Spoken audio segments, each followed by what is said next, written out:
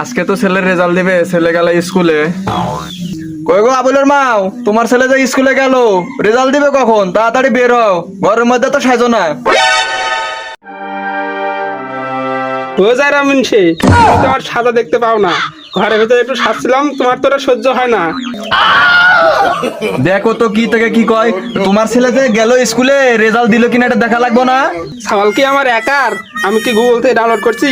ভালো করলে তোমার সাওয়াল আর খারাপ করলে আমার সাওয়াল। এত কথা বলো না, ওই ছেলে আসছে নাকি এটা দেখো আগে। ওই যে দেখো তোমার সাওয়াল আসতেছে। এই যে আমার সাওয়াল আব্বাজান চলে আইছে। যে বাবাজান কত রুল করিছো? আমার রুল তো 3 হইছে আব্বা। কি কইলা আব্বাজান? তোমার রুল 3 হয়েছে? আমি তো লেখাপড়া করি না, তাও লেখাপড়া করলে মানে 50-এর উপর থাকতো। তুমি আমার ছেলে হয়ে কিভাবে 3 করলা? তোমার তো খাওয়া পড়া নিয়ে আমার ভুল হয়েছে। আব্বা, ভালো ছাত্ররা 3 রুলই করে। তুই আমার ছেলে না আমি তোর ছেলে, তুই এভাবে কথা বলিস মানে? তোমার ছেলে কি বেশি বোঝা আমার থাকে? আমি মূর্খ বলে ওকে আমার নাকি হিসাব নিকাশ পারবে? তোমার ছেলে ভালো করে বোঝাও, নাহলে দুজনারই ভাত বন্ধ করে দিব একবারে। ও ছেলে এখন খারাপ করছে, এজন্য আমার ছেলে। যদি ভালো করতো তাহলে তোমার ছেলে।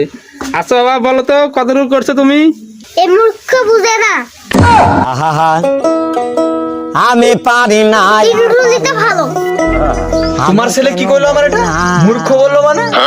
মুখের ছেলে 50 রুল পেয়েছে, আমার ছেলে 3 রুল পেয়েছে, মান সম্মান আমার থাকবে নি? তোমার ছেলে আমাকে মূর্খ বলছে, কি ছাওয়াল মানুষ করছে যে আমাকে মূর্খ বলে? বা দুইটারই আজকে ভাত বন্ধ। আরে বাড়ি থেকে আসছে। ও যাই রো, তুমি আমার গায়ে হাত তুললে, তোমার ভাত আমি খাবো না। আমি চললাম ছেলেকে নিয়ে বাপের বাড়ি।